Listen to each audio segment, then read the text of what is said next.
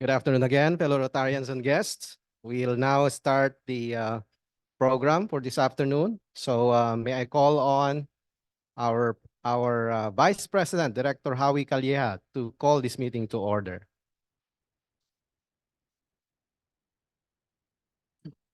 In behalf of the powers vested in me by the Rotary Club of Makati and in behalf of our President, President Bing, I call this meeting to order.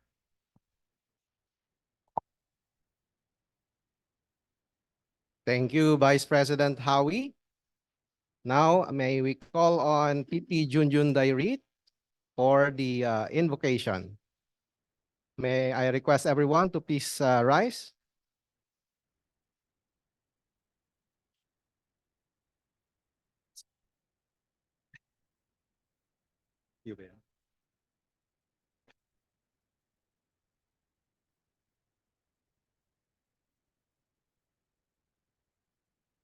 In the name of the Father, and of the Son, and of the Holy Spirit. Amen. Heavenly Father, in the book of Genesis, you said, "Let us make man in our image, after our likeness, and let them have dominion over the fish of the sea, over the birds of the air, and over the cattle, and over all the earth, and over every creeping thing that creeps upon the earth." Sadly, many of our fellow men who, like us, are created in your image, do not act in the manner they were created. Perhaps out of ignorance, or worse, out of selfishness and greed, their idea of dominion over your creation is to abuse it to serve their own interest. We thank you for sending to us today our esteemed speaker to share with us novel ideas in environmental conservation. Endow her with the eloquence to inspire our club and all its members to act against the destruction of the environment, your creation, over which you gave us dominion. Rouse us from our lethargy, inertia, entropy, and indifference to influence our erring brothers and sisters to change their ways so that every man, woman, and child on this earth will benefit from your wonderful creation as you intended it. All of this we ask in the name of your Son, Jesus Christ. Amen. In the name of the Father, and of the Son, and of the Holy Spirit. Amen. Please remain standing for the national anthem, followed by the RC Makati hymn.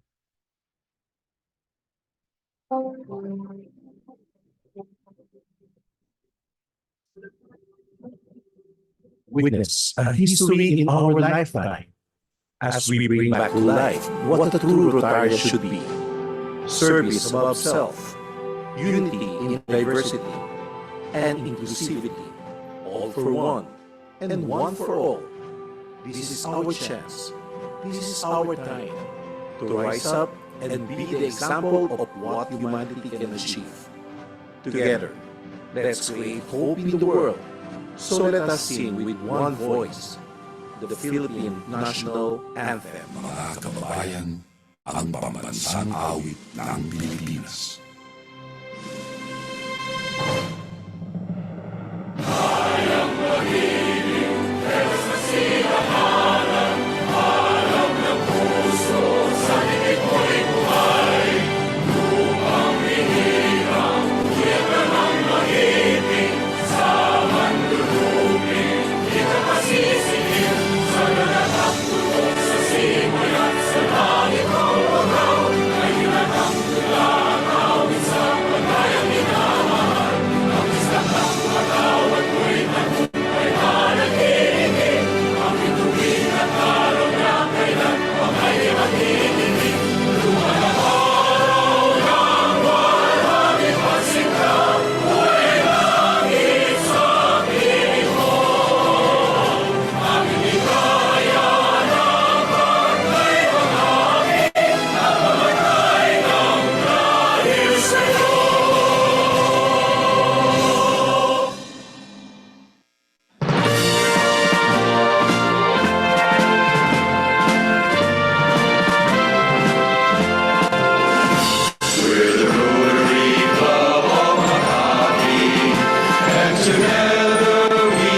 stand proud.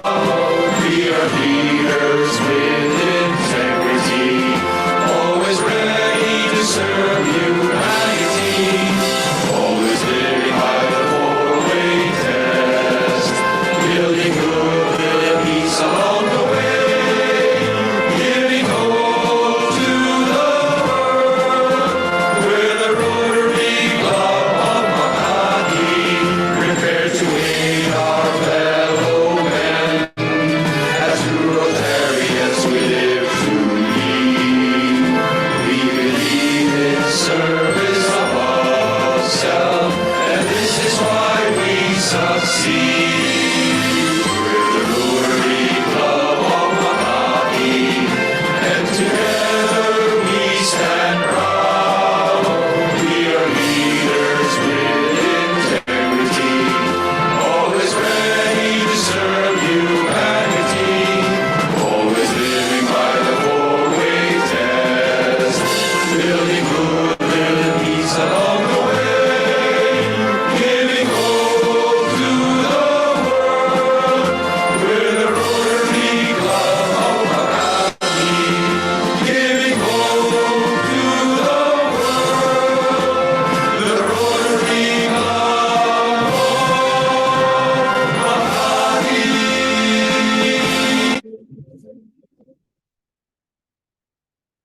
I request our guests to please take their seats. Fellow Rotarians, please repeat after me the four-way test. First, these are the four-way tests of the things we think, say, or do. First, is it the truth? Second, is it fair to all concerned? Third, will it build goodwill and better friendships? And fourth, will it be beneficial to all concerned?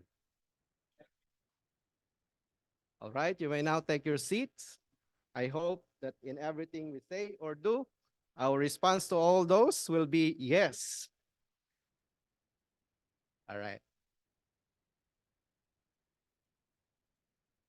Okay, let's move on to to the next part of our program, which is greetings to birthday and wedding anniversary celebrators.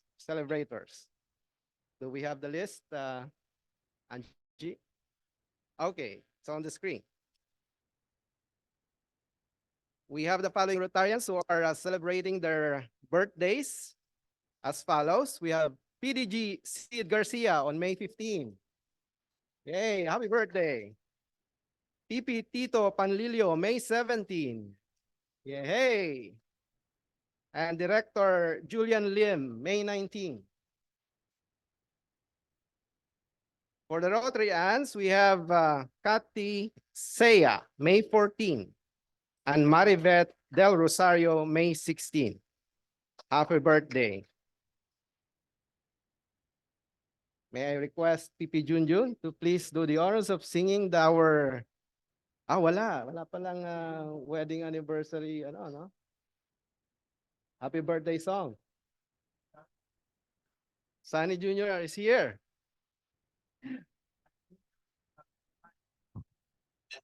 O future President Sunny, ikaw, kakanta ka raw muna. Happy birthday song. Ito si President Junjun. Sino mga may birthday? Si We have PP Sid, PP Sid Garcia, PP Tito, PP Tito, and Julian Lim. Julian, Lim. and And certain anniversaries. Walang anniversaries. Wala? So birthday song. Actual ng birthdays. Oh, come on, Sunny. It is your... Yeah. Oh, wala yung pinita natin. Okay. One, two. It is your birthday and wedding day. Let's celebrate this important day. We greet you deep in our hearts, dear. a happy birthday and happy birthday.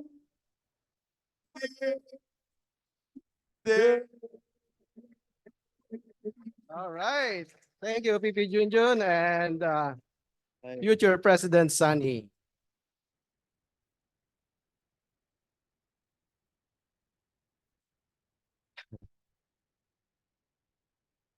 Now let's go to the acknowledgement of guests and visiting Rotarians.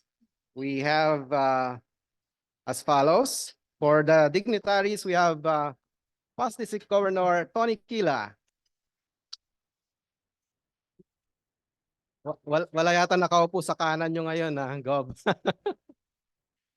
For the aunts, we have Aunt Tessa Sioche.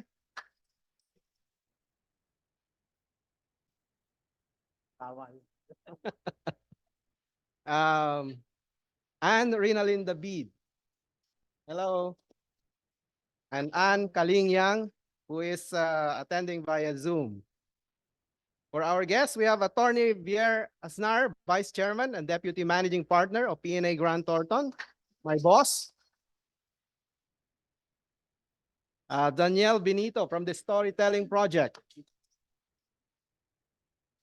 Miss Ana Maria Elisa Reyes, Secretariat of the Upper Marikina Watershed Coalition.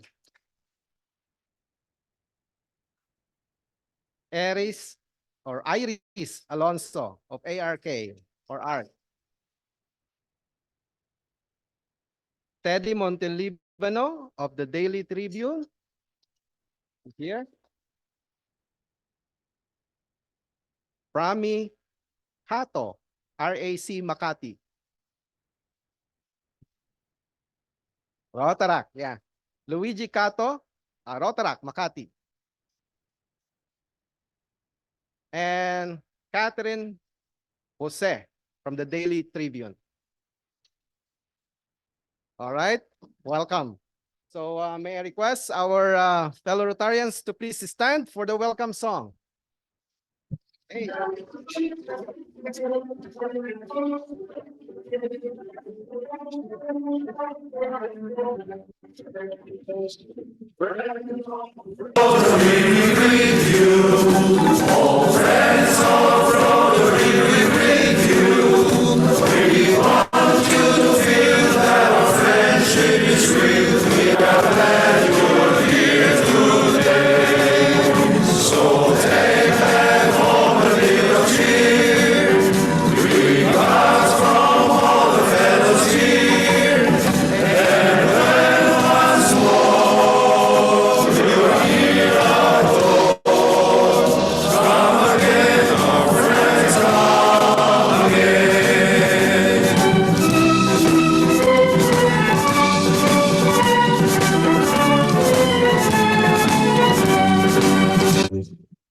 All right.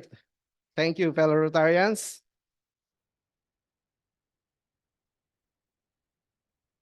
Now for the club function and committee announcements. Anyone who would like to talk about their projects, their committee activities?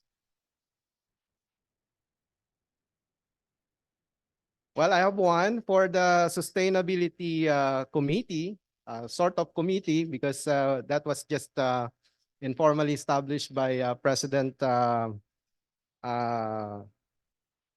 Bing. We will be having a forum on this coming June on sustainability, and the focus is the extended producer responsibility. That is why Mr. Attorney Vier Asnar, the Vice Chairman of Punong Bayan and Aralo, is here, because we'll have a partnership between RCM and PNA Grant Thornton for this forum.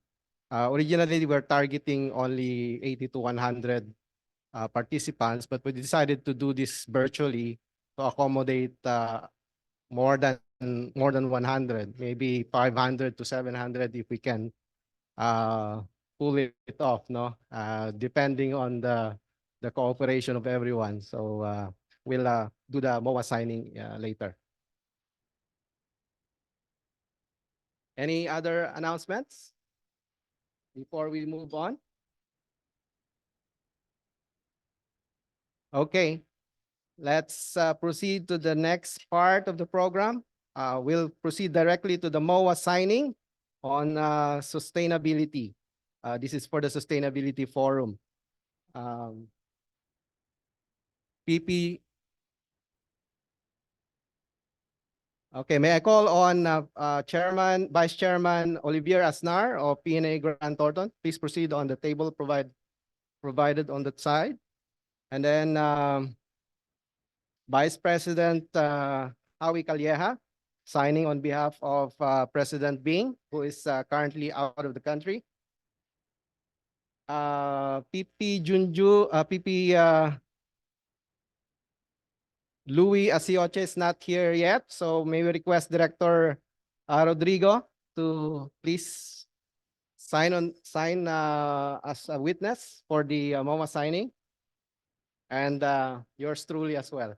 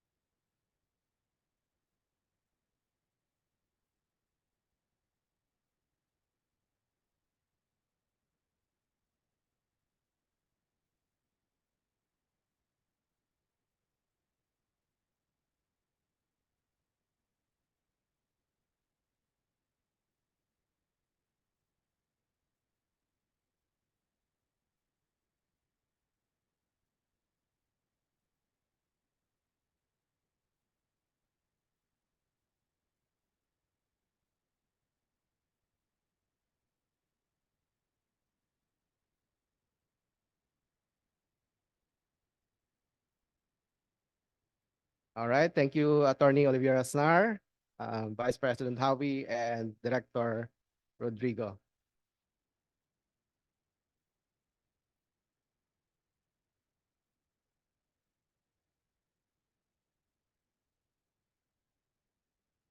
Now let's proceed to the next part, which is a brief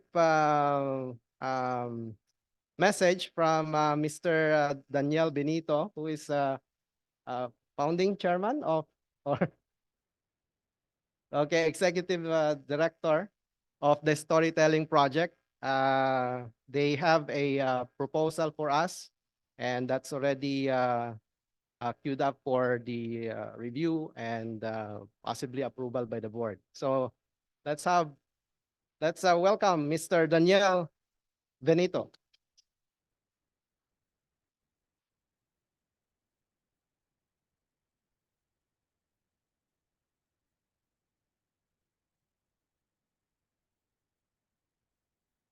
Thank you. So good afternoon, everyone. Thank you for this opportunity to share a bit quickly about the storytelling project. So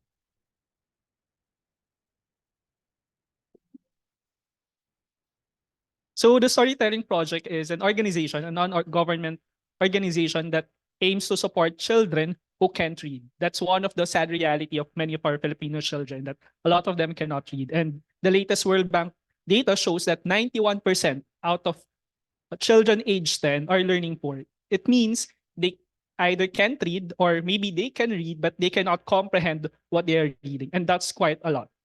Siyam sa bawat 10 bata makikilala nyo po ay hindi kaya magbasa o hindi naiintindihan yung binabasa po nila. And if we will compare it with our Asian neighbors, we're on the bottom of the list.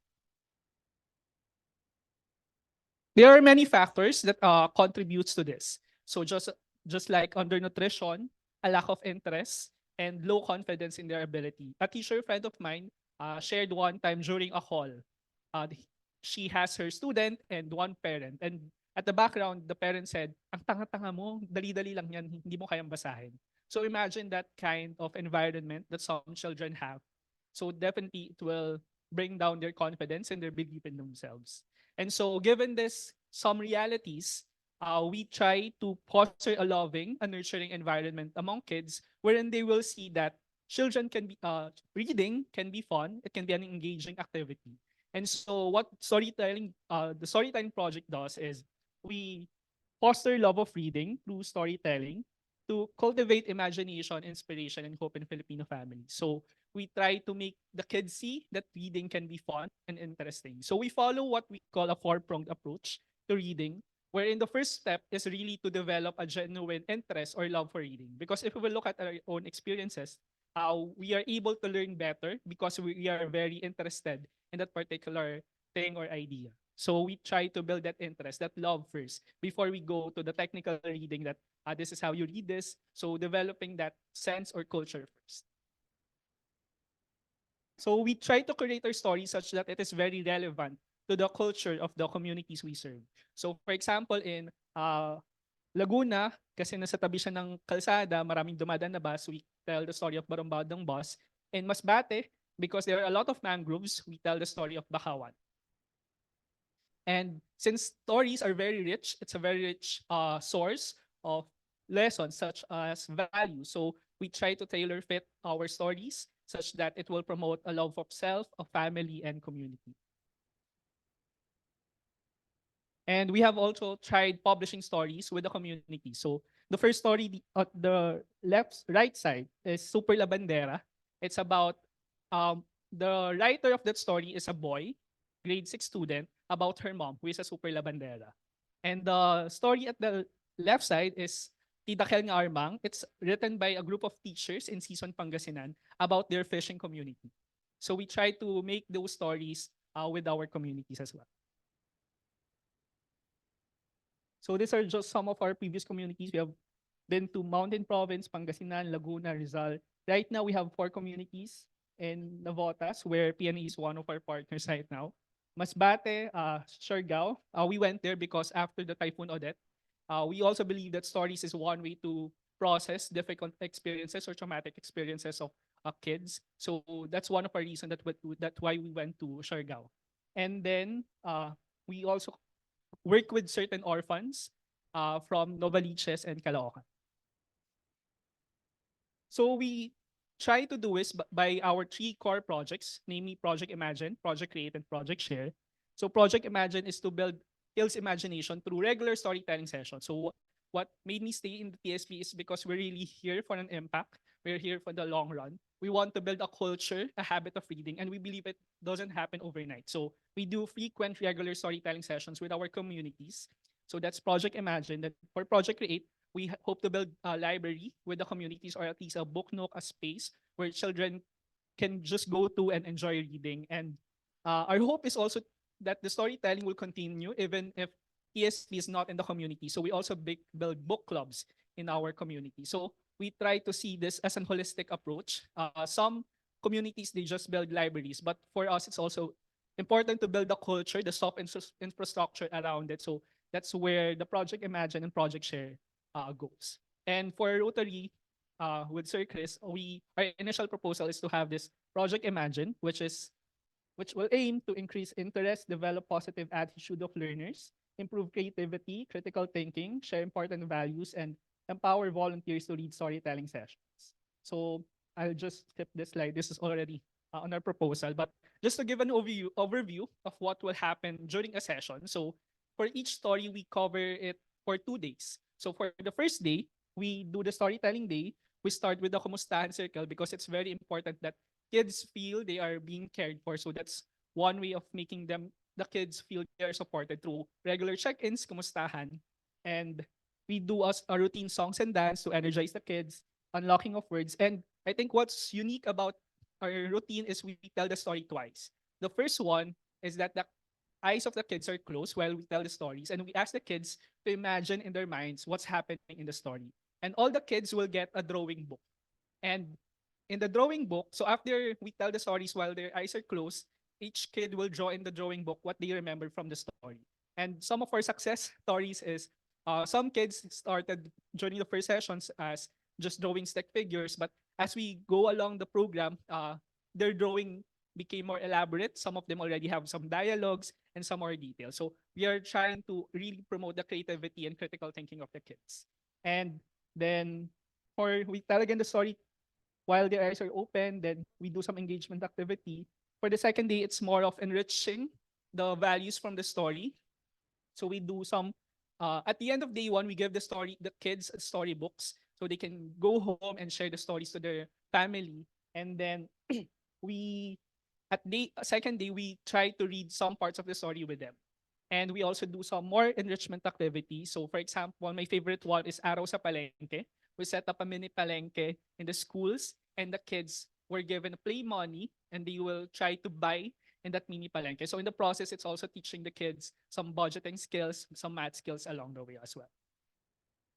So we are also into really empowering our local volunteers. So part of the proposal is also to have workshops with Rotarians or local youth volunteers in the area so that the storytelling can continue even if without ESP.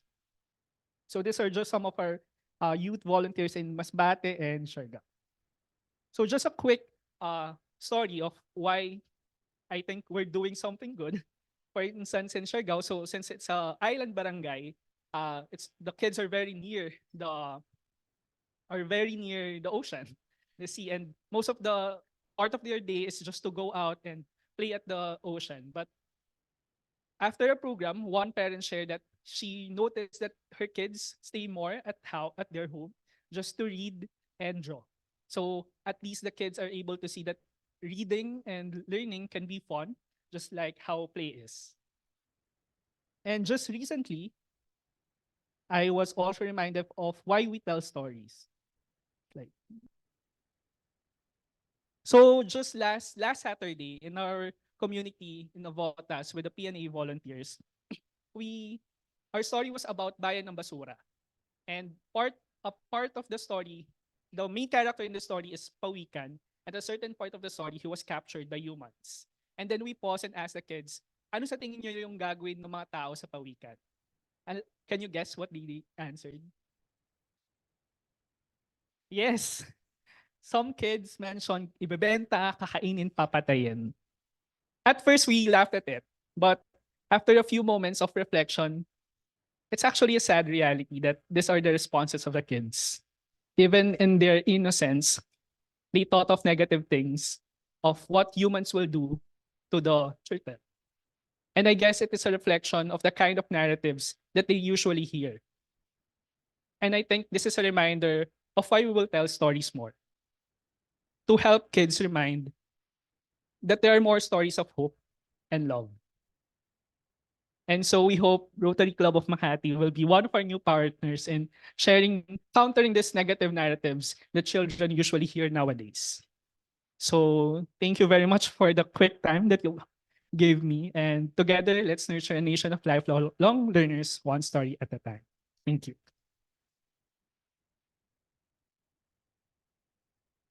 Thank you, Daniel. No, our people actually enjoyed the storytelling last weekend, and they're excited to do more of it.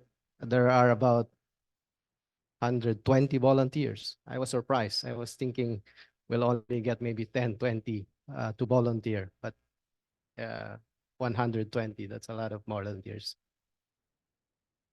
By the way, Daniel is a graduate of Ateneo. Kaya pala, sabi, may narinig ako dun si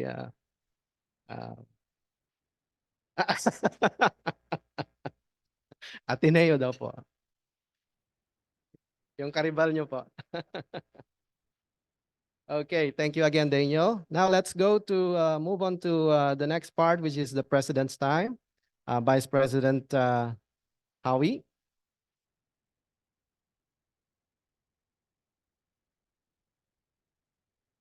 Thank you, Director Chris. At future President Chris. At maka hindi alam ni President Sani yung Ateneo dun sa, that's the best school in actually yung Ateneo Law School is the best school in Rockwell. Because it's the only one there. Di ba? So, doon naman kami galing, di ba?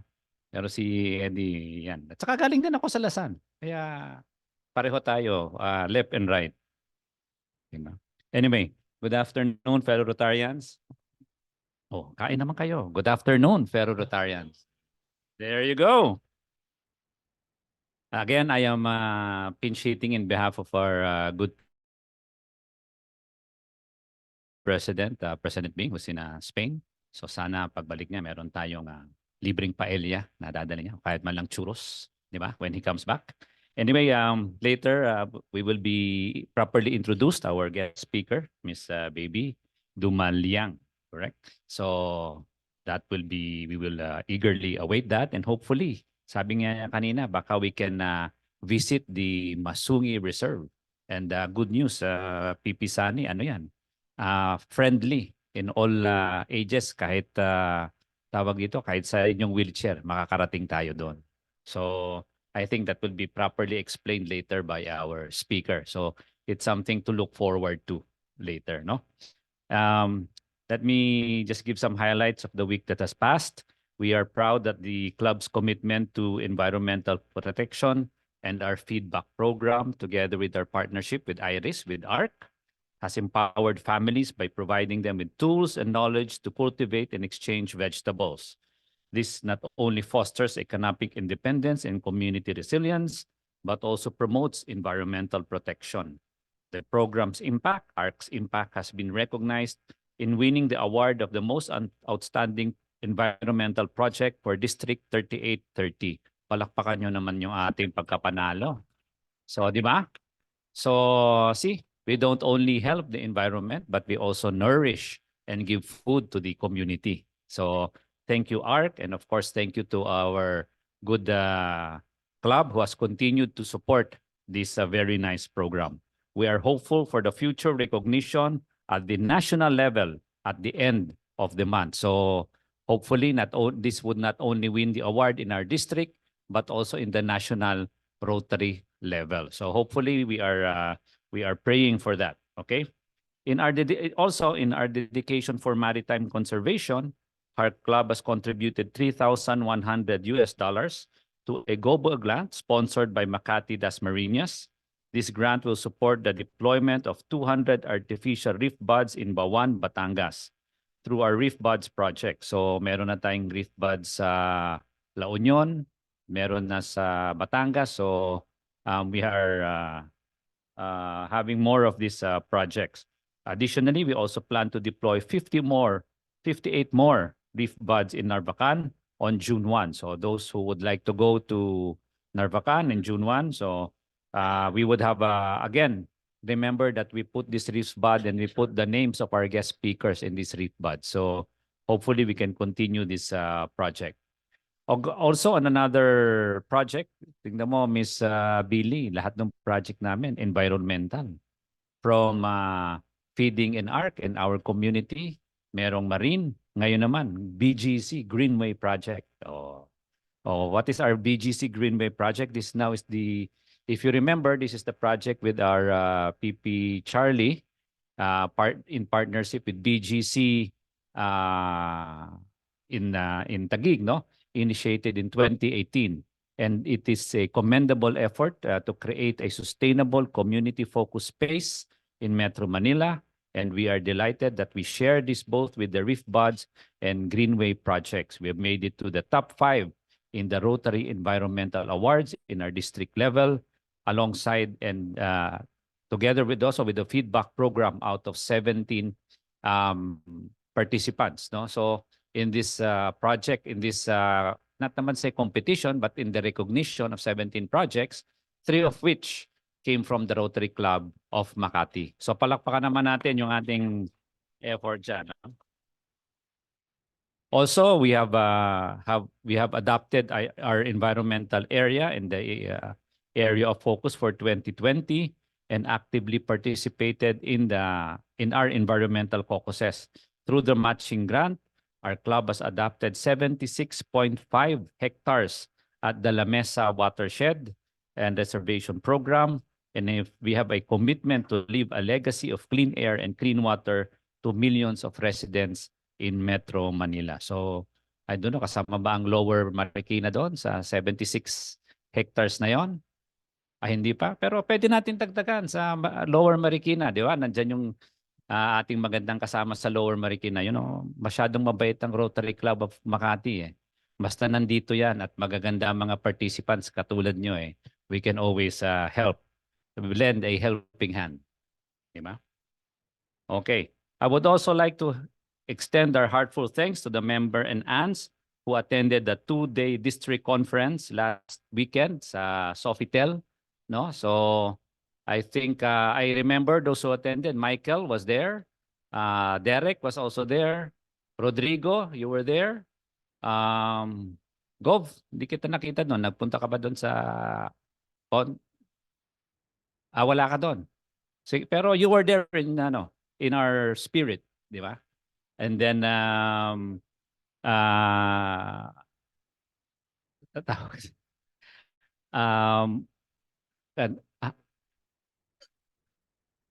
senior moments na nakakalimutan.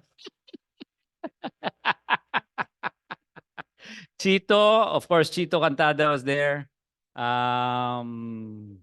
Sino pa? Si Bimbo was also there. Eddie, where were you there? No. You were there in the room upstairs in the convention, no? But not in the ballroom. So, but of course, to those who have attended the convention, and of course, PP Junjun was also there. I was also there. So let's all give us a round of applause. So those who participated. Diba? Okay. Ay, si Sunny Jr. was also there. Nakita kita doon. Diba? Okay. Sinong kasama mo doon? Doon ka daw natulog, pare. Okay. Next, May 21. Our next speaker, next Tuesday, May 21. We hope you will also be present. Former Senior Associate Justice, Justice Antonio Carpio will be our speaker, speaking on the West Philippine Sea. So hopefully, just like our storyteller, those storytellers that saying that the Chinese own the West Philippine Sea will put to silence by Justice Tony Carpio next weekend. Di ba? So palakpakan natin. So we'll see you next weekend. Next Tuesday, not weekend, but next Tuesday. No? Okay, so again, doon sa mga pupunta sa Singapore, remember Rotary International Convention, May 25 to 30. No? Derek, you will be there. Sino pang pupunta doon? Sino pang nandito pupunta? Si Bimbo. Bimbo, you will be there sa Singapore? Okay. Junjun, no? I will be there. Si Louie will be there, pero si Tess will not be there. Will you go to Singapore? But the next governor, Louie, will be with us, huh? Tess, you will allow the next governor to be with us, huh?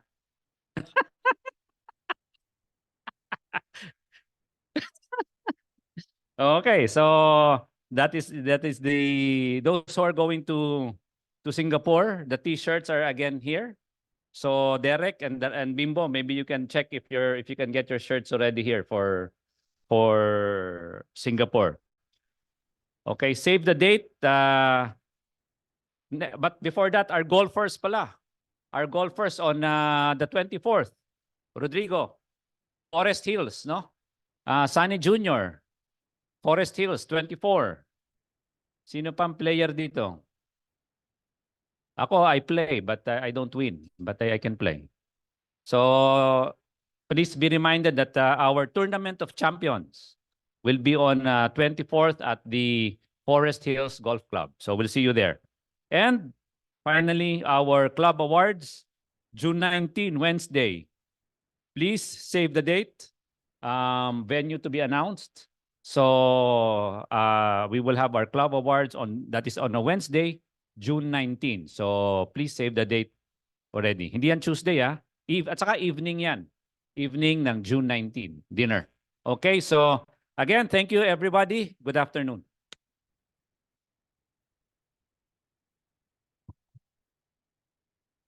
Thank you, President or Vice President Howie.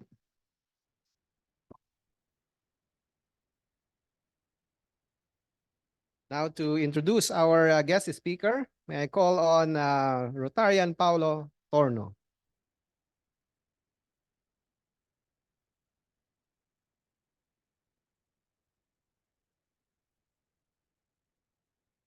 Good afternoon, fellow Rotarians and esteemed guests. It is my distinct pleasure to introduce our guest speaker for today's lunch meeting, Ms. Billy Dumalyang. She's a beacon of environmental advocacy and a driving force behind one of the Philippines' most remarkable conservation initiatives. Ms. Dumalyang serves as a director for advocacy at the Masungi Geo-Reserve Foundation, an award-winning organization dedicated to the protection and revitalization of a threatened karst ecosystem just 47 kilometers east of Manila. So for those like me, for those of you like me who don't know what a karst ecosystem is, it's actually a limestone forest. I just learned that now. So under her leadership, the foundation has pioneered the largest privately led reforestation project in the Philippines, restoring 2,700 hectares of degraded watershed areas through innovative geotourism and self-generated funds. This initiative not only attracts thousands of visitors, but also shapes national policies on forest protection, sustainable tourism, and climate action. Billy's contributions have garnered significant recognition. She was honored in the 2022 Forbes 30 Under 30 Asia list for social impact. She received the 2021 Vanity Fair London Changing Your Mind Travel Award and was named Warrior of the Year by Esquire Magazine's Philippines in 2021. The Masungi Geo Reserve itself has received numerous accolades, including the highest honor at the Water Changemakers Awards of the Global Water Partnerships and the Inspire Award at the 2022 UN Sustainable Development Goals Action Awards. And the more important part, Billy's academic achievements are equally impressive. She graduated magna cum laude with a management honors degree and a minor in German studies from the Ateneo de Manila University,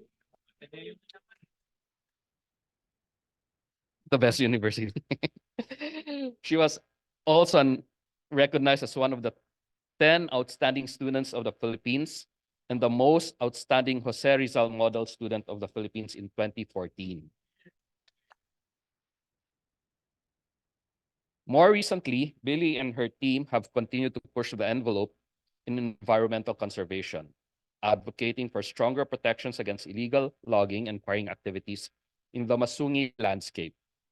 Their efforts have not only bolstered community engagement, but also inspired a new generation of environmental stewards in the Philippines. She has also a lot of famous supporters. I don't know if this is a spoiler alert, but 6 days ago, I heard Sting, one of my favorite artists, and probably most of yours as well, is actively supporting the Masungi Geo Reserve conservation efforts.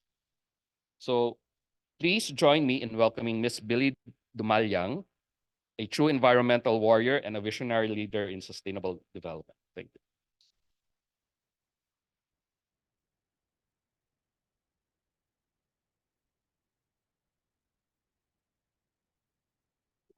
Go Ateneo. Sorry, sir. Thank you to everyone for inviting me today, Sir Chris, Sir Howie, and everyone I met this morning. I'm glad to engage with Rotary. My sister has been in more Rotary events. She was awarded the Golden Wheel recently po of the National Rotary Club. So thank you for inviting us. I have a presentation which is entitled Masungi Reserve Innovations for Conservation. So I'm gonna try to keep it short. But let me know lang po if I'm out of time. And later we'll have more time for Q&A, which I'm sure you will have a lot of questions later on. No? So this is me. I'm Billy. I work a lot with my sister Anne, whom I mentioned earlier. She's a National Geographic Explorer and an Ashoka Fellow, if you're familiar with those societies. And she was also recently at Davos at the World Economic Forum to speak with Dr. Jane Goodall on intergenerational wisdom.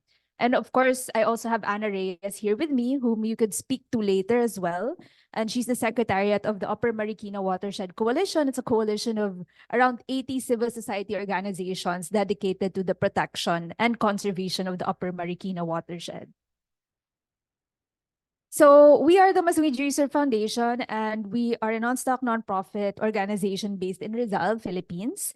And we conserve the Masungi limestone formations and endemic biodiversity. We have about 500 documented species of plants and animals. And we do that through 3 ways: research and education, environmental protection, and sustainable development. So this is a 3-pronged model where research and education informs our conservation efforts, and our sustainable development or geotourism is actually what sustains the research and education and the protection efforts in the landscape. We have been fortunate to have been recognized by leading organizations in the world. In 2018, we gained the Pathfinder Special Commendation for Innovation in Nature Conservation, Financing, and Resourcing by the UN Convention on Biological Diversity. We were awarded by the Global Water Partnership as the champion of the Water Change Makers Award in 2021. In 2022, our rangers stationed in a particularly sensitive and conflict-ridden station were awarded the International Ranger Awards by the International Ranger Federation. And in 2022, we were honored as the Inspire Award winners by the UN Sustainable Development Goals Action Campaign in Bonn, Germany. So here are the other different organizations internationally and nationally that have recognized the work that we are doing in Masungi. Now, how did it all start? This is the Masungi landscape in 1996. So as you can see, there's no longer a forest. The limestones are bare. And what you would hear during these days are actually the sound of chainsaws all day long. Yun yung sasabihin sa inyo ng mga lokal, no? And what happened here was it became part of a joint venture project between a private company, Blue Star, and the government in the form of DNR. And it was part of that project. So naprotektahan po yung boundaries niya. And by 2022 and today, 2024, this is what it looks like. No, so it's really, a concrete example of ecosystem restoration. And now we have 80 to 90% forest cover. And what you could hear all day are no longer the sound of chainsaws, but the sounds of birds and different kinds of animals day and night. So yeah, before and after that. Thank you. So ito yung sinabi kong JVA between DNR and Blue Star before that actually dedicated 30% of the land for development and 70% for parks and green spaces. So Masungi is one of those parks inside the area. Now, after it was recovered or na-restore yung forest, in 2016, we actually opened a very small part of the area to visitors. And this is what we call now as the Discovery Trail, no? So in 2016, this was the time na naging uso yung hiking among young people, but also people of different ages. And we decided, even though it was not necessarily 100% i-open natin, no? We decided that we needed to bring more people in so that we can create a larger community of advocates around it. And also so that we can sustain whatever we're doing for the long run. Kasi hindi po biro mag-employ ng maraming tao para maprotektahan, ma-maintain yung ganitong kalaking area. So we opened the Discovery Trail in 2016, and yun na nga po yung nakikita nyo siguro sa social media. No? We have different trail highlights that use creative engineering and even biomimicry to enable access to different spots of interest along the georeserve. The Sapot, which is a spider web style viewing platform where you can see the Laguna de Bay and the Sierra Madre Mountains. And it's made of cable wires resembling a spider web. So we've seen this actually. We tried to have it patented, yung design, but then nahirapan kami sa process. Baka matulungan nyo kami. But we've seen this replicated in El Nido, in Antipolo, in Tanay areas, no? So marami na ring nag-replicate. And this is actually one of the most iconic spots inside. And in 20 minutes, nasa tuktok na kayo ng limestone. We also have Tatay, which is the highest part of the Discovery Trail at 600 meters above sea level. What else? We have Nanay, which is the second highest, and it's connected with different bridges, no, across the pinnacles. And you have Duyan, which is an 80-meter long rope hammock atop the forest canopy. So it's one of the largest and longest hammocks of its kind. We also have the Sawa, which is one of our latest rope courses, rope bridges. It serves as a rapid exit, no, from the rest of the trail back towards the orientation areas, and it's in the shape of a python's belly, right? So those are the types of structures that you see inside. They aim to enhance and sustain the natural character of the place rather than modifying it or destroying the natural character. So all of these are temporary structures. They can be removed, replaced, or moved to another location if necessary, no, to sustain the natural environment of Masui. Now, what really is the geological significance of the rock itself? So these are a 10-kilometer limestone spine. We worked with Sir Rolly Peña, if you know him. He's worked both with the geological heritage sector, but also in the mining sector, where he established that this is actually the largest limestone spine na exposed from the Paleocene age. So this is 60 million years old. They're younger than the El Nido and Palawan limestones, which are 200 million years old. 60 million years old lang ito.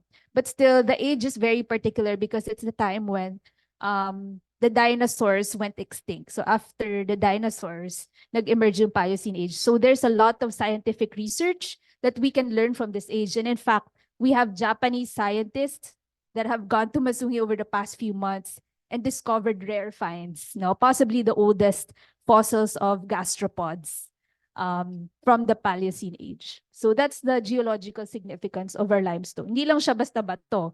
It is actually a living museum, a living laboratory for scientists from different countries. Botanically, it's also very important, you know, as karst ecosystems, nagkakaroon ng natural barriers sa land. So yung nag-evolve na species, yung mga nag-develop na species inside are very unique because there are barriers towards invasive species or against invasive species, and also ideally against disruption. So meron po tayong mga kakaibang hayop at halaman inside. One of them is the JC's vine. So this vine was only discovered in 2015 by UPLB scientists that we have partnered with. And it's one of the most beautiful flowers in the world. As you can see, they bloom once every year, primarily, and maybe 2 secondary ones for mature specimens. And they can only be found in 4 wild locations in the country. And Masungi has the most populous and abundant population of the JC's vine. So we're very excited because we are actually on the way to donating specimens of the JC's vine to different botanical gardens around the world. So next month, we're planning to donate a specimen in the Kew Gardens, in the Royal Botanic Kew Gardens in London, as a symbol of what the treasure of the Philippines is, and to share it also and showcase it to the world. So yan yung JC's vine, pollinated by different kinds of animals, insects, birds, etc. Of course, the endangered jade vine, this is the green cousin of the JC's vine that you can find in your 5 peso coin. And then we are also a hotspot for small mammals. So kung di nyo po alam, yung Luzon po has the highest endemic biodiversity of mammals, more than Madagascar and more than the Galapagos Islands. So yun yung power ng Luzon. And it's because of these small mammals. No, we don't have tigers or giraffes, but we do have these cute little pandas or rats, no, that you can find active at night. We also have 100 species of birds, no? We have raptors, kingfishers, rare, endemic, endangered birds. The Philippines is a birding hotspot. Hasn't been explored so much, but sino po bang birder dito? May birder po ba dito? Okay, wala pa, but I advise po, masaya po mag-birding, bring long lenses and try to find them like Pokemon, no? So we have the Wild Bird Club of the Philippines recording up to 100 species here. Snails. If you don't know, we're also the snail capital of the Philippines. We have the highest snail count in such a small area. One, because it's highly researched, marami kaming partner scientists, so marami silang nahanap na snails. But we also established our own snail subspecies. So itong snail na to, it's similar to a snail in Baguio, no? But our partner scientists established it's actually a different subspecies from Baguio, no? And we called it is H.L. masungiensis. So it was already named after the project. No? We also have bats, and we documented these species because of the research about the pandemic, saan daw manggagaling yung next zoonotic disease, no? So, hinahanap din nila among the different bats. Wala po dito. Okay, now in 2016, ito na po yung naging secretary si Ms. Gina Lopez, of course, an environmentalist. And she saw the work that had happened inside Masungi Reserve, and she wanted us to help the government replicate that work in the watershed areas. Because if you travel from Metro Manila to Rizal along the highway, you will see the degradation that has happened towards the mountains from the city, yung urban sprawl, yung urbanization na nangyayari. So she said, okay, let's partner. And dyan na po nag-umpisa yung larger reforestation project namin na Masungi Geopark Project, and it encompasses 2,700 hectares of degraded areas around the limestone formations. So this is a very important corridor because it's actually part of 3 protected areas, and it's the last green corridor east of Metro Manila. So it's really a beacon, or it's really something that is parang the last rock standing or the last forest standing towards the east of Metro Manila. This is what the project site looks like. No? So really mountainous, and obviously headwaters of the watershed. No? Higher, of course, these are the mountains na pinakamalapit to Pasig, Marikina, Antipolo. So dito nanggagaling yung tubig natin. Yan po yung sinasabi kong creeping urbanization. So to the left of the picture is Antipolo, and Marikina, Pasig, and to the right is the Masungi Geopark and the Masungi Reserve. Here is another perspective. Zooming out, you have what Metro Manila looks like compared to Masungi Geopark and Masungi Reserve. So napakalapit po namin. And also what Metro Manila looks like from Masungi. So talagang diretso yung view namin. No? Kita namin yung skyline of Metro Manila from the site.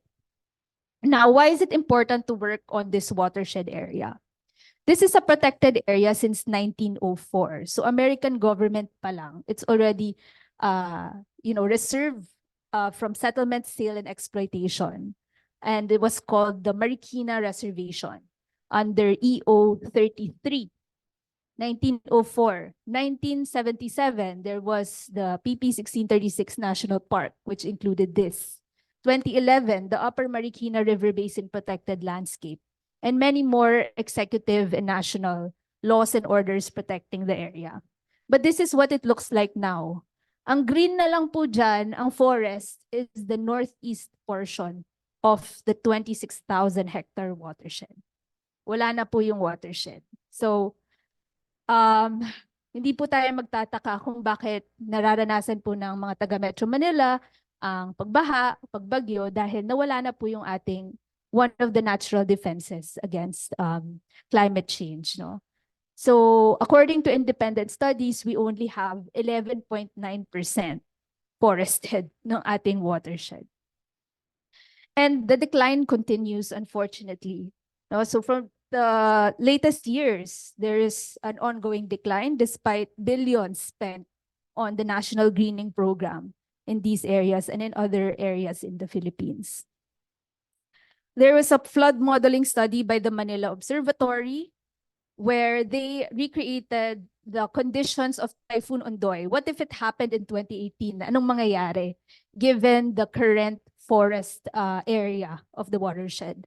What it showed was that the flood extent of the floods in Pasig and Marikina will actually be bigger. So kung makikita nyo, yung yellow areas became larger, yung flood extent.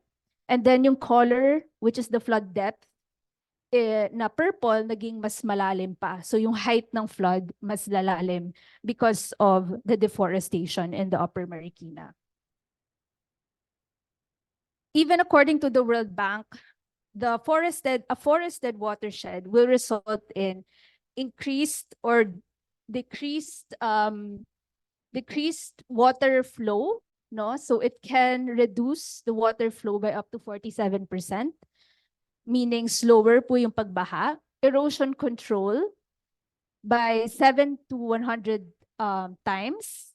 And then lower cost infrastructure, meaning if we reforest the watershed, it will actually cost lower than spending billions on building gray infrastructure or dams across the watershed just to regulate the water. So yun po yung benefits of reforesting the watershed. Unfortunately, when we started the project sa reforestation, ito po yung nakita natin, no? So deforested na yung mountains. You can see here there are only a few standing pine trees. And then large clearings.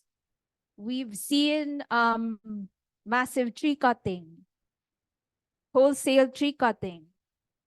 Yan po yung mga napigilan natin nung beginning of the project. Charcoal making. But it was not actually these practices that were the biggest threats to the place. There were large-scale extractive industries inside protected watersheds. 1,300 hectares were found to be under quarrying agreements, but were eventually, after 2 years of campaigns by the Upper Marikina Watershed Coalition, they were ordered to be canceled, no, after 2 to 3 years of campaigning. Like Bohol, there are unregulated infrastructure developments. There are 10 swimming pool resorts. So yung sa Bohol po, isa lang or 3 lang nakita na may title pa. Dito wala pong title yung mga resort, no? So nawawala na po ng tubig yung mga communities and largely na divert yung ating waterways and even the dams, no? This is owned by a former Penro. So Chatham House Rule naman po, di ba? Everything that I share na medyo sensitive, I hope that you keep it within the group. Allegedly owned by a former Penro. So yung check dam po to na tinayo nung Ondoy, ginawa na pong swimming pool resort ng isang former DNR provincial officer. This is by a former police general. The part of the drug, yung mga natanggal po recently, but he is one of the parang interests inside who built his own compound in the heart of the protected area. This is 2 large resorts, twin resorts that have huge swimming pools. And yeah, a lot of other resorts that we've countered, no, we've tried to stop their encroachment and expansion inside the protected area. There's also moves to change the land use, no? So there was recently, if you've heard about it, it's in the news. There were moves to move the Bilibid prison to Masungi.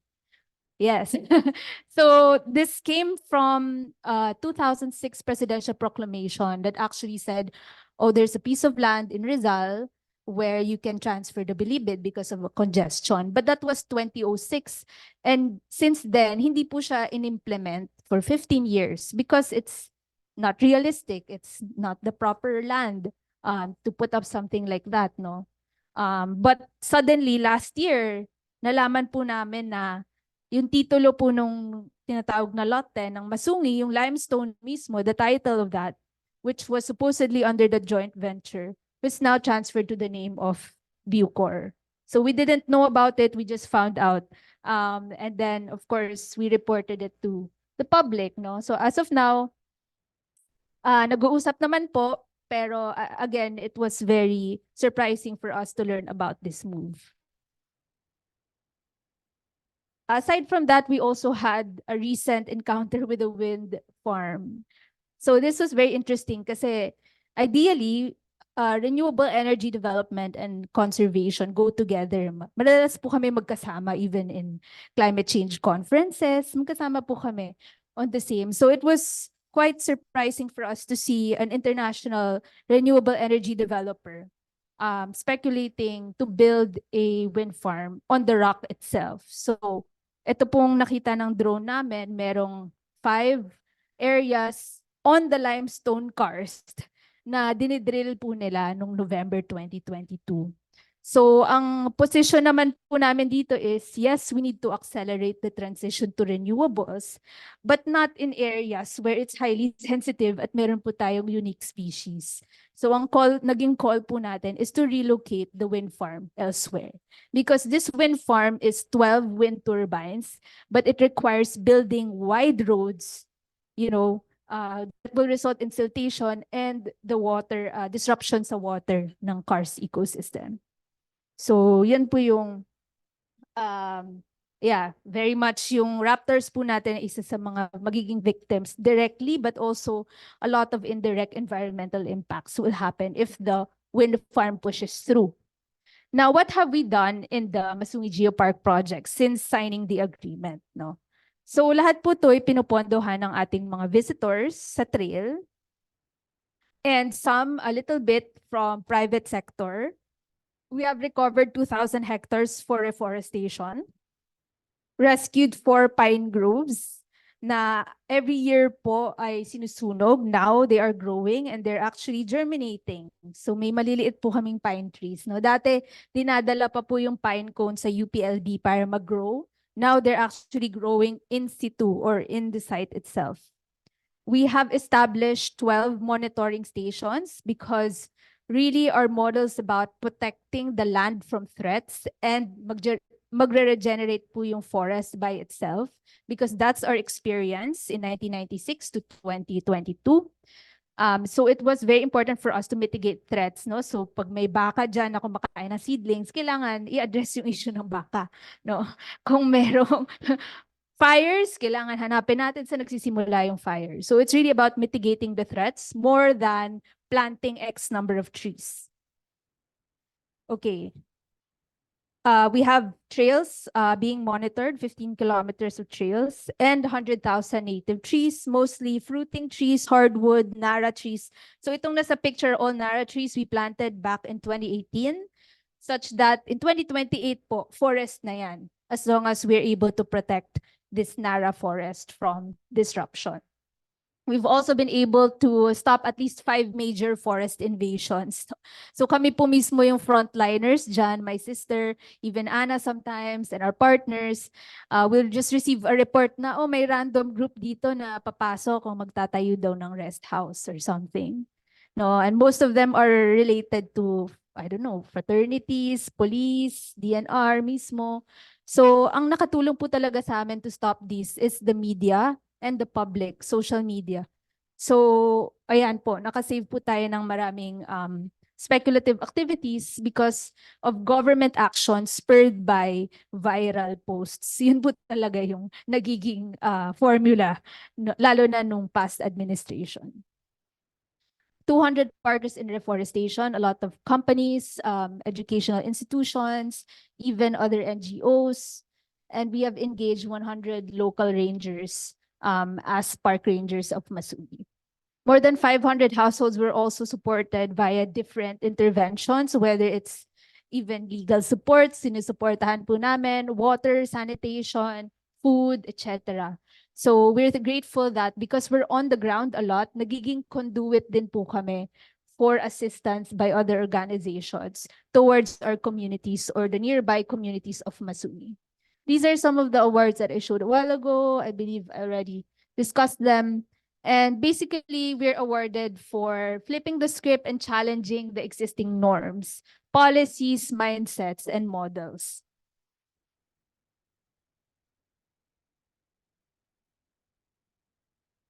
Ayan. So, yung pictures po, nabanggit po yung mga supporters namin. Very important, we've seen in conservation to engage with compassionate leaders, champions in government, no? Hindi lang laging against, but also finding champions. So you've seen this movement has cut across different political parties. We have people from the majority, we have independents, we have opposition, we have administration, no? So they're trying their best, but we do need more political support, obviously, in the work that we're doing. Ito po yung pictures ng aming community engagements. Oops. Okay, so we'll go to this slide na. I mentioned a while ago, si Sir, ano pong name ni Sir? From Colombia. Sir Rodrigo, yes. I mentioned that your country is in my presentation. And this is the slide. Okay, so we don't only compete with Colombia for Miss Universe. We compete for riskiest for environment defenders. So Colombia is number 1 based on 2023 report, and Philippines is number 4 or 5, but we are top in Asia. So we are the most dangerous in Asia for this kind of work that we're doing. And this is such an important issue to talk about, no? 2 park rangers of ours were shot in the head and the neck in July 2021. So I remember this because I just arrived in my house in Metro Manila, and we received the call from our site team that Kukan and Melvin were shot. No, so this was a very critical moment because for many weeks they were being harassed by the resort owners and their staff, no, for stopping the bringing in of construction materials and other illegal activities. So tumawag po sila, we rushed them to 3 different hospitals. It was actually the height of the pandemic, so we couldn't get to surgery, no, ganung kabilis. And then the third hospital, saka lang po natanggal after 12 hours yung bullets in their head and their neck. So yung isang bullet po, it was between the scalp and the skull, and the other bullet was the back of the neck above the spine.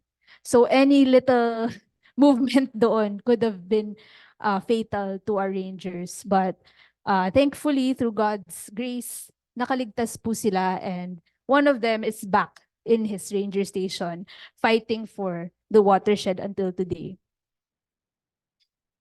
Yes, so ito po yung ranger station nila na inulan ng bala.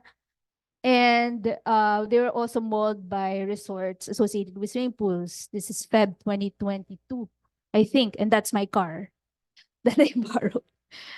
Okay.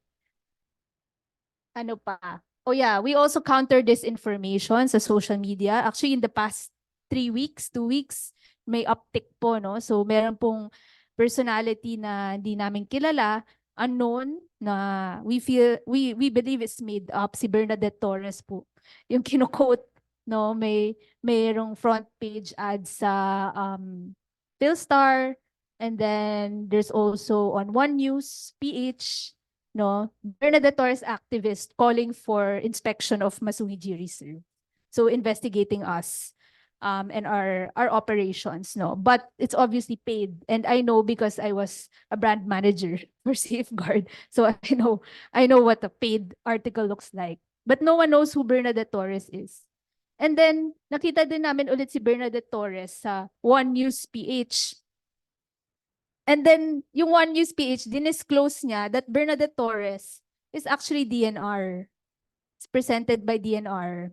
And then, nung naging viral yung issue sa Twitter, pinalitan po yung presented by DNR, naging presented by Vina Energy, the wind farm that we exposed last February. So, nakita po natin that there is actually there's actually money going against the project. Yeah, we map them so that we can show the public kung paano nangyayari yung network. And yes, what we do with this information is every piece of this information we actually rebut. We write to the editors a lot. We send out press releases and statements because we know how fake news and disinformation is very attractive, no, to the public. But if we don't rebut them, hindi natin ma-stop yung narrative that can spread so easily, faster than real news, no? Slap suits. So as of today, our team is again at the prosecutor's office. The team and my dad, our president, is at the prosecutor's office facing a cow rustling case. Cow rustling. Oh. So we believe that's filed by the general, no, that we went up against. But this is me signing 7 complaints sa prosecutor for trespassing and sometimes cyber libel. So I actually had 10 slap suits, strategic lawsuits against public participation, which is very common for environment defenders. Thankfully, lahat po dismissed so far. So hindi pa ako nagta-trial, but this is the reality, no, of our environment work. Latest threat, I'm sure you've heard, there are threats to nullify the project. As I've mentioned to some of the members a while ago, this is a MOA signed with Gina Lopez. And when she died, we lost our champion in government. And even when she was booted out, no, of her position. And so what we're battling right now, no, is the first time hindi po kami kinakausap ng DNR secretary. In the past 4 DNR secretaries, even if we didn't see eye to eye on several issues, we had space for meetings, Secretary Simatu, Secretary Sampulna even, and of course, Secretary Gina. But in this new leadership, unfortunately, we have not been given the chance to say our piece and to have even a dialogue, no? So that's one of the calls to action that we have for our community. Now, what will happen if nullify yung project? Of course, it will have to go through the legal process. Our lawyers, of course, are preparing for any eventuality. But the immediate impact is our rangers will continue to be harassed on the ground and will face more threats. But regardless, at the moment, the MOA is still valid and binding, no, unless it's actually declared null and void by the court. So hopefully within that time, magkaroon po ng dialogue at pakikipagtulungan between the DNR and our group. Yeah, so this is the Save Masungi movement. Like I said, the legal course will run its way, but it's very important for us to speak to the public and tell them what's happening.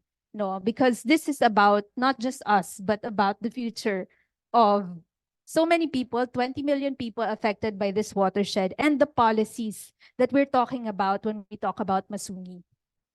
No, we held the Rock for Masungi concert and solidarity event attended by over 500 people in April 21, right after, the public found out about these attempts.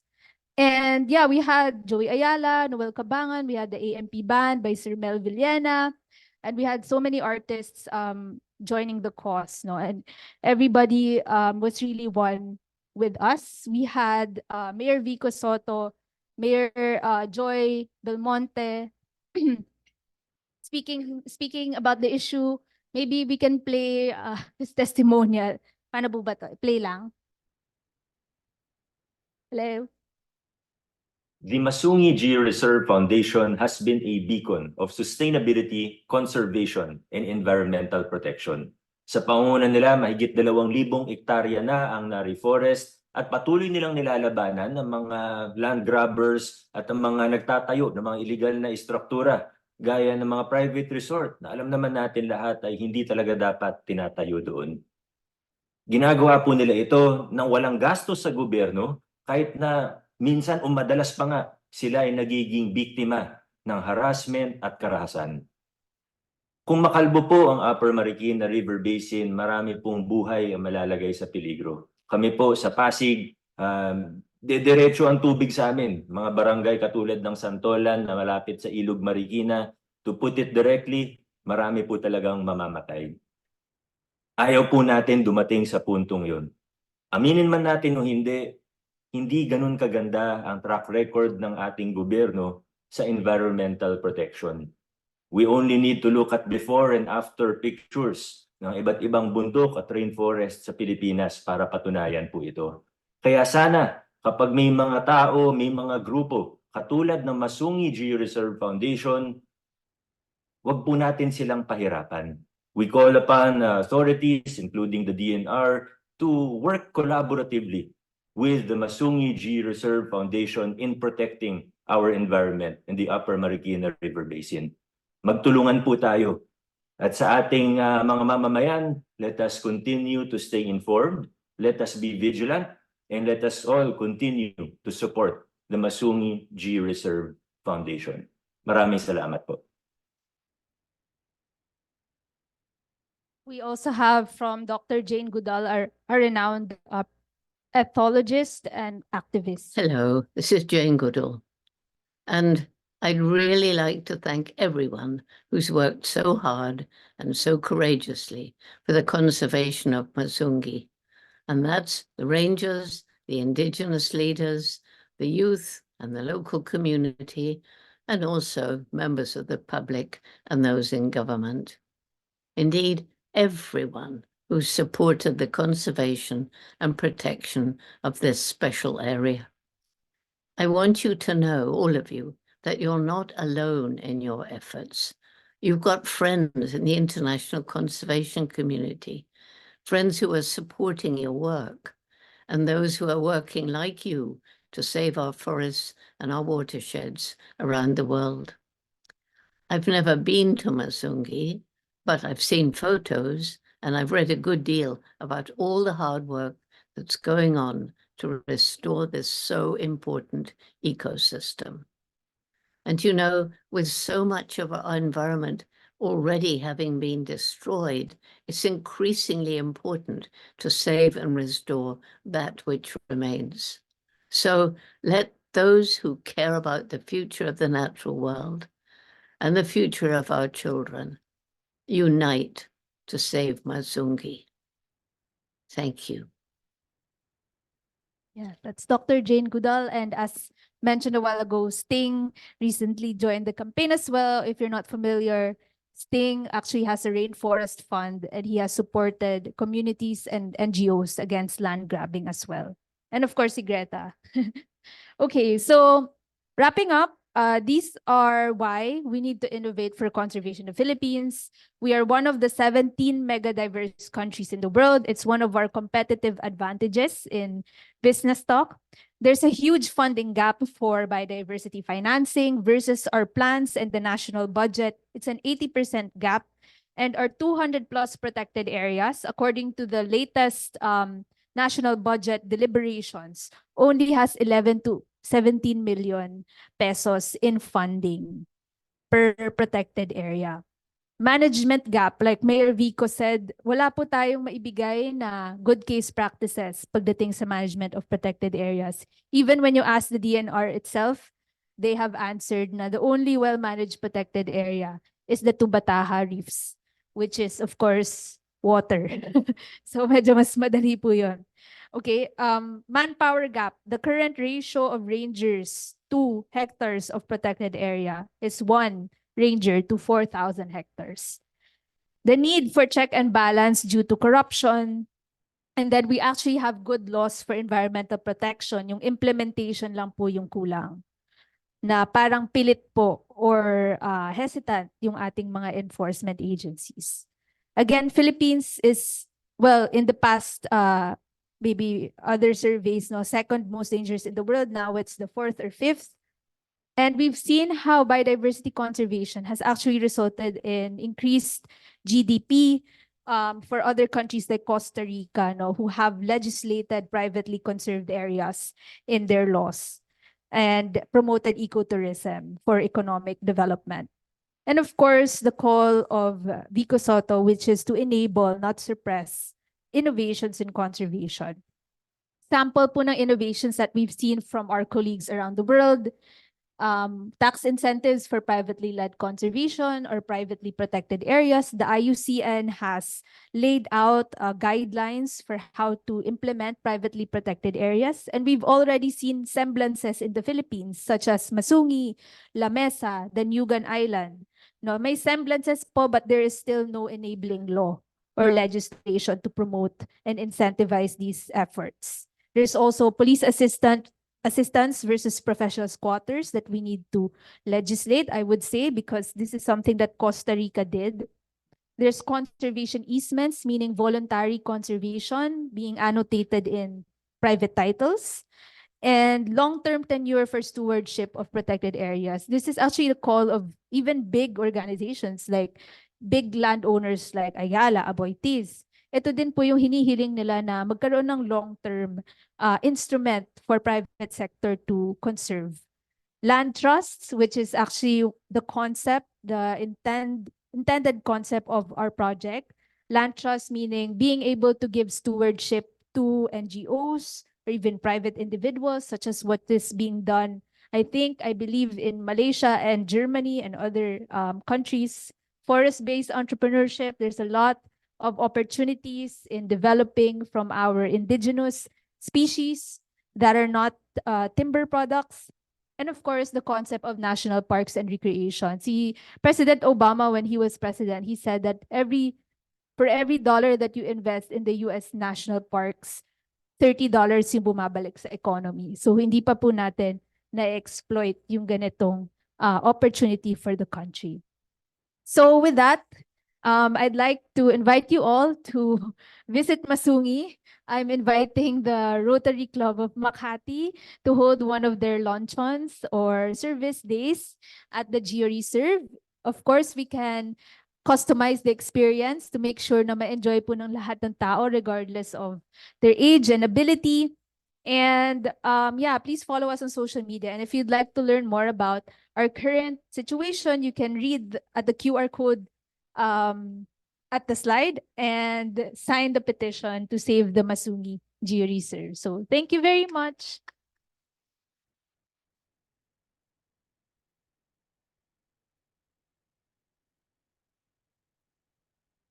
All right. Thank you, Billy, for that very informative, interesting, and inspiring talk.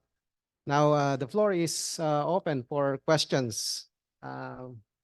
Yes, Notarian Tony, VP Tony.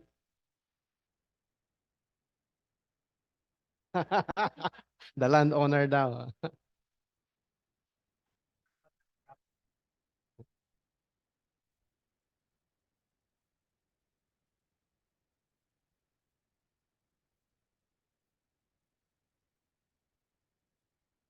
Hello.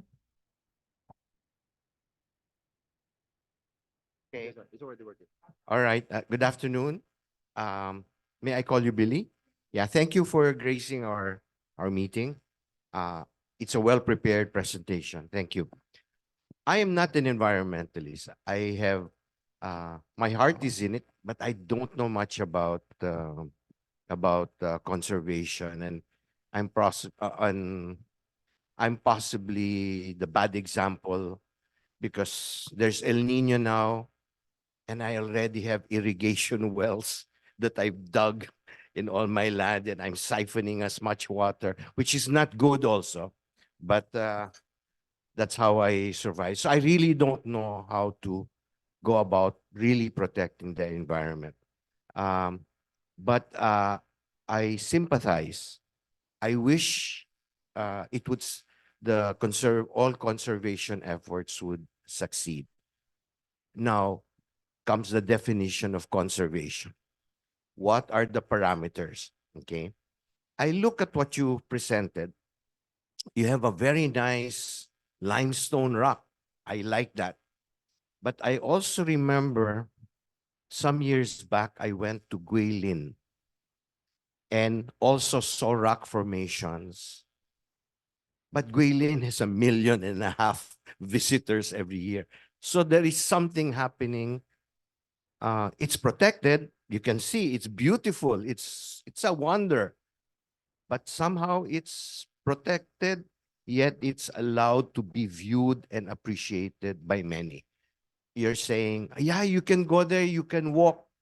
Yeah, but I can also pay to get a little bit more so I don't get to walk, but I can get to enjoy. So what I mean is there is a way to make the most of your stewardship. For example, Gina Lopez, may she rest in peace. I'm related. uh, uh, was your mentor and signed an agreement with you in, that was, did you say 2016 or thereabout? 2017. And then, of course, she lost her job, and there have been many secretaries after that. Okay. Since that time, has Masungi Geo Reserve ever come up with a game plan? Okay. Saying, this is not exclusively for us to decide what is conservation. There should be some places where people could put up resorts. There could be some places where there could be some tourism. There could be some places. It's as if you're saying, do not touch the trees we wanted. This is ours. You can only look and you can do nothing else on all this land that's here. So for me, if that is the way the environment has to be protected, I will not go against it, but I will not participate in it. No, because to me, to my mind, it is not it is not uh, inclusive of many stakeholders. It is just okay. I also saw that you've got excellent supporters, endorsers. Okay, yet you seem to have problems in legal cases and reaching out to the current DE and NR secretary. Then look for more advisors, because there is no way you can say we cannot reach the DNR secretary for a meeting. That's impossible, because you have to look for the right people to approach the DNR secretary. There are many ways. Your legal cases, you could maybe consult this good lawyer. He has a column in the newspapers. It's called How We See It. Maybe we should check with that lawyer also. Okay, but he's always golfing, so you might have a hard time finding. He will also have no time for a meeting. Okay, so that's my first. Okay, the second is a question now. Okay, the second is I'm perplexed why the DNR. All of a sudden, I read it in the newspaper that the DNR halted, or says it is not legal, etc., and halted the JV, and for all intents and purposes, your Geo Reserve, Masungi Geo Reserve, has a good image in people. So I was baffled. Why is the DNR going to do it? All of a sudden, there was a freeze in the press. So we have no idea what transpired after that. So perhaps you can expound on that and also say, what is the DNR standpoint? Because the DNR standpoint is what was signed previously as a joint venture. Okay, it is a joint venture, was not valid. Okay, and I'm not a lawyer. Okay, so, and I'm also surprised, because normally when you have a joint venture, but I also wonder, why is the government in a joint venture? It was not bidded out. There was no PPP, private partnership agreement. Maybe you can elaborate on that. But otherwise, I'm all for you. I just thought that maybe if I gave my 2 cents worth, that you should work with all other stakeholders. You're doing a good job. I'm so pleased. I wish I have a property like that. It's not as big as that one, so I will not bother you with it. But we have a place that was deforested a long time ago. But I'm happy to see what you're doing. Thank you. Could you answer that question on the DNR, please? Thank you. Me also. Hello. Thank you, Sir Tony Lopez. May she rest in peace. Yes, so thank you for the feedback. I think to your first feedback of what is the game plan, there was a development plan attached to the MOA. So hindi lang po lahat conservation. But since the reserve is highly sensitive po based on its biological factors, the karst itself, there will really be limited development in that area. But we're not saying that the entire watershed of 26,000 hectares should be limited, no? Of course, there are multi-use zones, etc. But any development inside the protected area, our position is that it should contribute to conservation of the protected area. So we are also for sustainable development because that's the only way that we can sustain the conservation efforts, right? And actually, that's the concept of a geopark in contrast to other UNESCO designations na walang sustainability model. Yung geopark takes into consideration the economic sustainability of conservation. So yun din po yung aming pinopromote. I think in terms of the DNR right now, they have given statements, no, na, for example, the MOA is null and void, the one that we signed with Gina Lopez, no. But again, for our position is that ang makakasabi po ng null and void, ang contract is actually the courts. So they would have to go to court to have it declared null and void. The second is about the JVA that it signed in 1996. So meron po yung bidding. It was bidded out by the DNR itself. Sila po yung gumawa ng terms of reference. That was under I think Secretary Ramos, Vic Ramos, and USEC Tony Lavinia, who is also one of our advising lawyers right now. So may terms of reference po yun. Hindi po totoo na walang bidding o walang nangyari or walang governing structure. Meron po yun. So yes, we are also very perplexed as to why you know, the DNR is suddenly trying to revoke or question, no, these agreements, because these were made 20 plus years ago. This went through 10 or more secretaries, and then suddenly we have a secretary that is not kind of respecting what has been signed before. But when it comes to contracts that, let's say, are about mining na may mga legal issues din, ang sasabihin niya, we have to respect those contracts.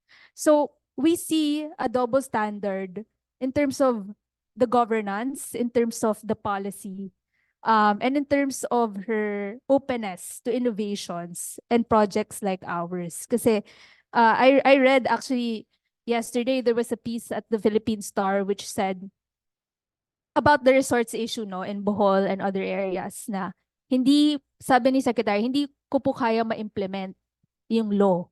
We have to change the law because it's not implementable. Yun yung sabi niya about all the Chocolate Hills, Mount Apo structures. Pero when it comes to conservation projects like Masungi, sinasabi, walang basis sa law, di ba? But bakit hindi yung track mo if you have a liberal perspective of the INAIPAS law, which says pala that anything in the INAIPAS should be taken in towards conservation or should be interpreted liberally towards conservation. Why don't you say, then let's review the law, then let's improve the law, strengthen the law, try to enable these conservation efforts if they were effective enough and if we can see them being replicated to address real problems. So may nakikita po kaming double standard.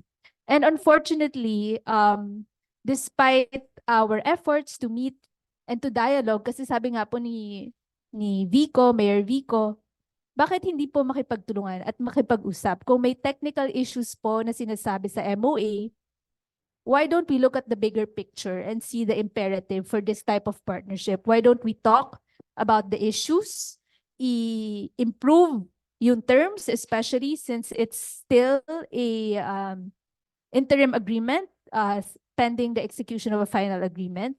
Why don't we do that instead of, you know, kind of mudslinging environment defenders? So yun po yung, at the end of the day, it's about getting into a table, talking, discussing, negotiating if pwede.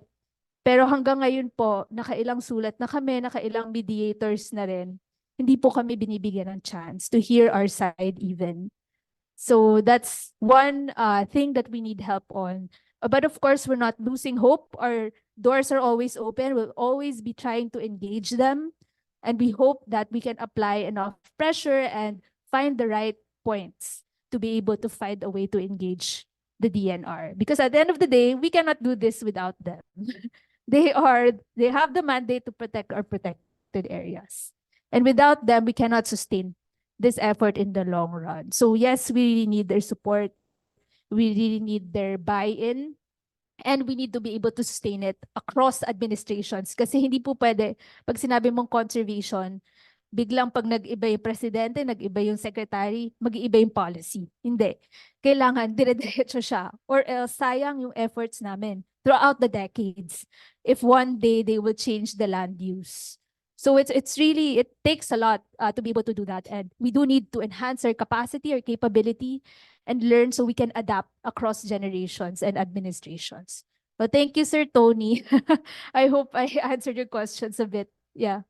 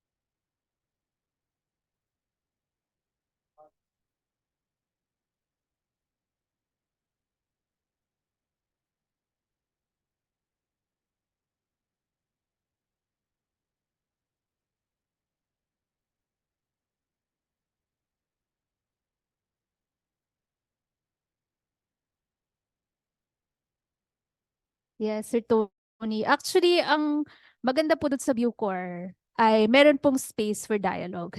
That's what I can say right now. There is a space for dialogue with the Bucor and the leadership under General Katapang. Pumupunta po sila sa site, no? Upon our invitation, tinitingnan din po nila at may mga pag-uusap po kung anong pwedeng magawa. But what they have said in public is that their plans to build in Masungi is postponed in the meantime. So at least they are hearing, no? They are listening to the public and also to the senators who have spoken about the issue. Yeah, maybe we can accommodate one more question. Director Rodrigo? Okay, nauna daw sige, dalawa na lang. Last two. Yeah, PP Junjun and then Director Rodrigo.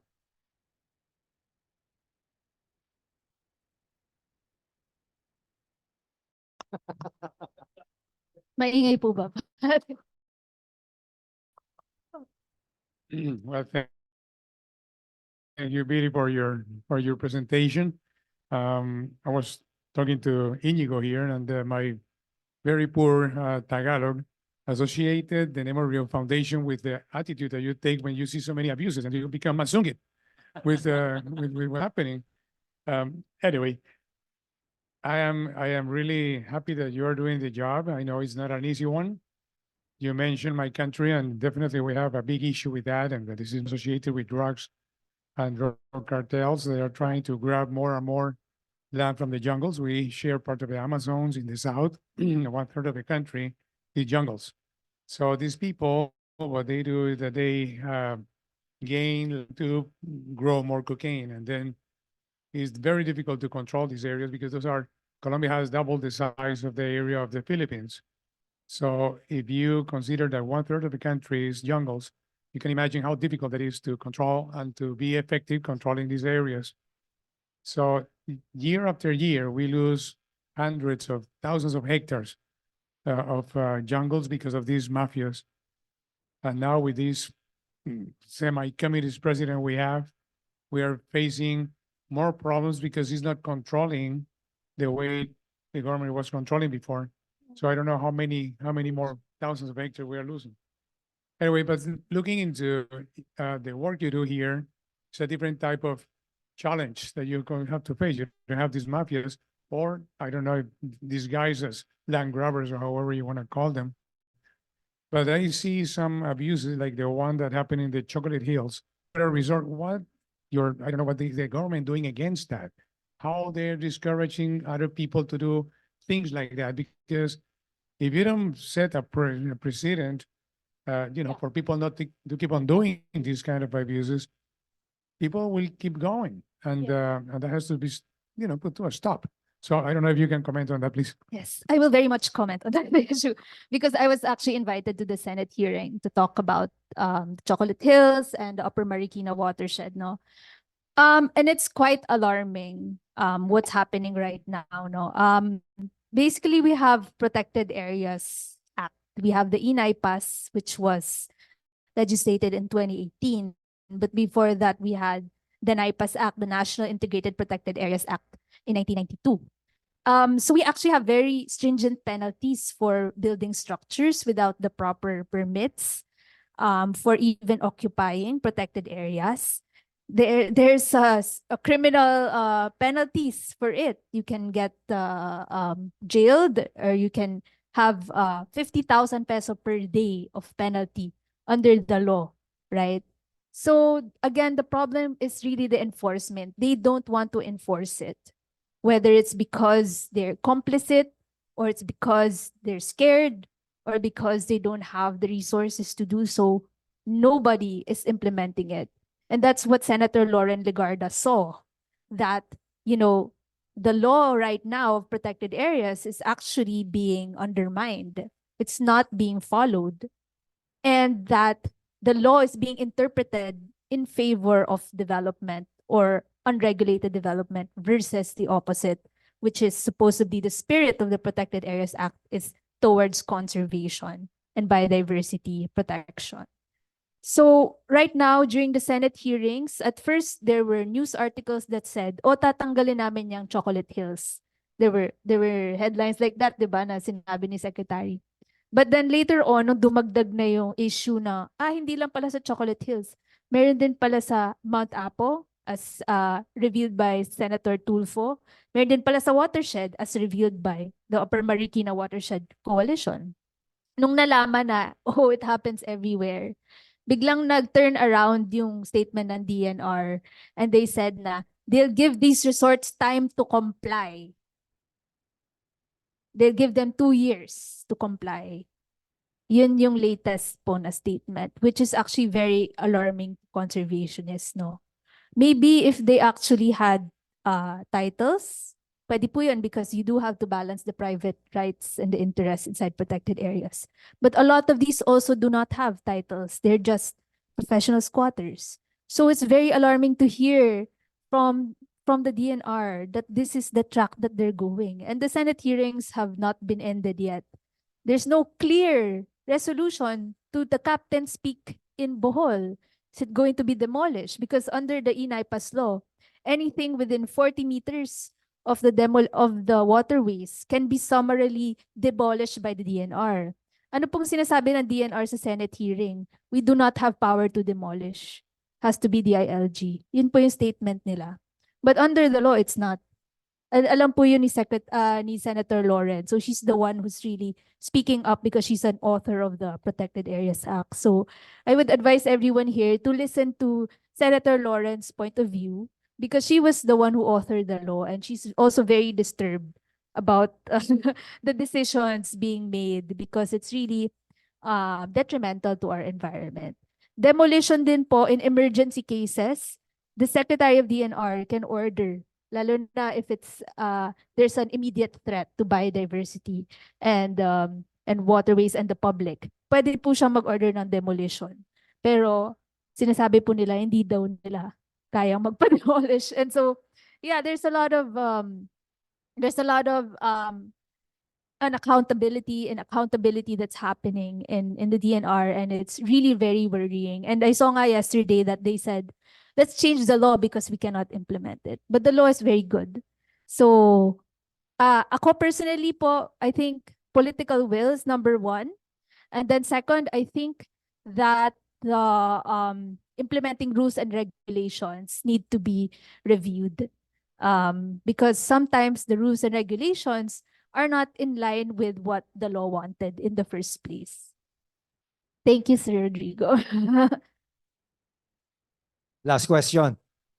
My last question is actually directed to the audience. How many of you have actually visited Masungi and gone done a trek? One here. Anybody? Another one there. Another one there. So, you know, in this room, we only have about 3 people who have visited Masungi. You should go there, and because me and my wife Cecil, we did the trek there. No, it's a very nice place. You should see it, and you should appreciate what Billy and her team are doing to conserve. Yeah, well, sure, we can organize a trip there. I think that should be the next step. And once you visit that place, then you will appreciate what, you know, why conservation is necessary. Because there will always be this tension, right, between economic development and conservation. There's always that tension, but we are called to have dominion over the earth, and proper dominion means responsible use of all of these resources. Anyway, my question to you, Billy, is have you batted for the establishment of a national park service like what they have in the United States, so that it's not only private rangers who protect, no, but it's actually the government that's supposed to protect. I don't know if the DNR has a park ranger division there, no, which is responsible for protecting the protected areas. It seems that they don't. No. Yeah. So, sir, thank you for that question. The National Park Service of the states, I think na-discuss po namin with Senator Bina and also Senator Angara about, you know, possibly institutionalizing something like this, because the scale and the structure of how the US does it is different from our bantay gubats here. Yung DNR po, meron po silang bantay gubats. Some are contractual, some are full-time under each protected area or PAM-B. Now, there's a lot of problems also within that bantay gubat structure. No? Una-una, hindi po sila nababayaran. Pangalawa po, contractual lang sila. Wala silang benefits. Meron pa akong kilalang mga bantay gubat. 9 months po sila sa Mindoro, sa mga Tamaraw Rangers. Hindi po sila nababayaran. Delayed.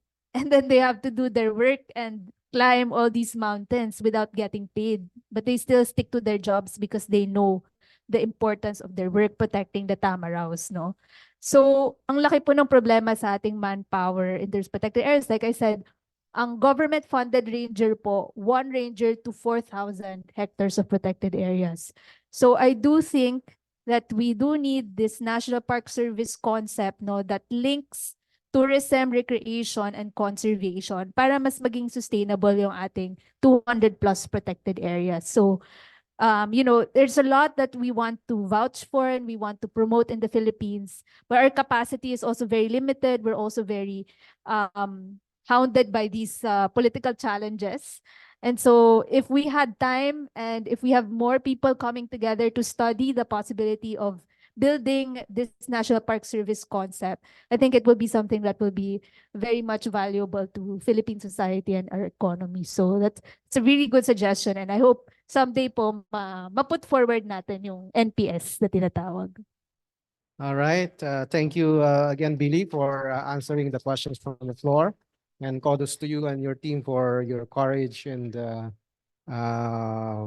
determination to protect the Masungi Geo Reserve. Now let's go to the response from Vice President Howie Calleja, followed by adjournment. Yes, again, we would like to thank our speaker, Ms. Billy, and congratulate her for her efforts. I think we can pick it up from there, from the initiative of PP Junjun. And maybe the next step is really to form a field trip, no? PP Junjun, or a meeting at the Masungi Reserve. So maybe maybe we can we can do a field trip there, di ba? Hindi tayo magiging masungit, but we will be masungi. Okay.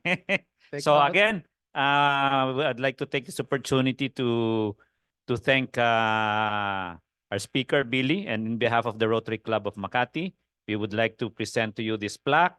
And as stated a while ago, we had the Marine Reserve, and one of those names, one of our, anong tawag doon, yung ating reef buds will be named under you. Yan. So, yes. So, ito rin po yung ating coffee table book, 55 years of service, although 58 years na tayo. So, hahabol dyan. And then, while sitting on the spider web there, anong tawag mo doon? And then, sa sakot, o doon sa sapot, o doon sa taas ni tatay, mag-wine muna tayo doon, Billy, para ma-relax tayo with our rangers there, no? So, a glass of wine for you to enjoy at the Masungi Reserve. Oh, thank you, thank you. Thank you, Billy. So, thank you. Thank you, maybe then. Pa-picture muna. Okay, so thank you, and By the we way, will. by the way, we'll have a raffle before the adjournment. Yeah. Ayan. Oh, the picture. Can you hold this? Yeah. Nayari ako ni Governor, Okay,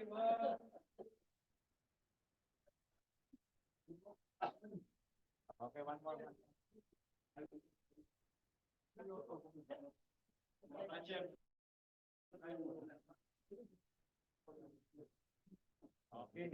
Okay, thank you.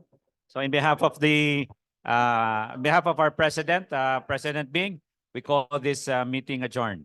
Now, presence is required for the raffle. So, yeah, please hit it. Oh,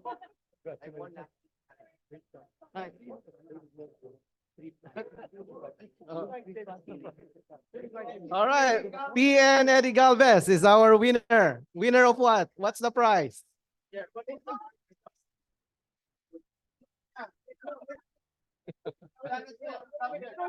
Ayun. So a dowel blender. Congratulations. Eddie, who will you blend? Hindi ka naman daw marunong kung ibang conservation ang alam mo. Ibang conservation ang alam mo.